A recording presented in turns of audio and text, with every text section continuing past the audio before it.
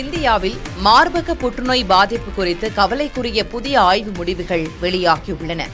புகழ்பெற்ற மருத்துவ இதழான தி லான்செட் வெளியிட்டுள்ள அறிக்கையின்படி, இந்தியாவில் மார்பக புற்றுநோயால் பாதிக்கப்பட்ட பெண்களில் சுமார் 13 விழுக்காடு பேருக்கு அந்த புற்றுநோய் செல்கள் உடலின் மற்ற பாகங்களுக்கும் பரவும் மெட்டாஸ்டாசிஸ் பாதிப்பு ஏற்பட்டுள்ளது கண்டறியப்பட்டுள்ளது.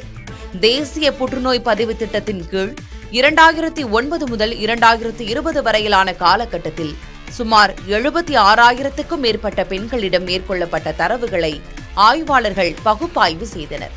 இதில் மார்பகத்தில் தொடங்கும் புற்றுநோய் செல்கள் அங்கிருந்து வெளியேறி பெரும்பாலும் எலும்புகளை தான் மிக தீவிரமாக தாக்குகின்றன என்பது தெரியவந்திருக்கிறது.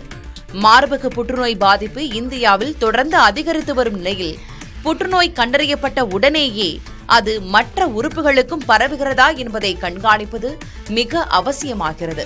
ஆரம்பகால கண்டறிதலும் முறையான தொடர் சிகிச்சை மட்டுமே உயிரிழப்பு அபாயத்தை தடுக்கும் என்று மருத்துவர்கள் மற்றும் ஆய்வாளர்கள் இந்த முடிவுகளின் வாயிலாக எச்சரிக்கின்றனர்.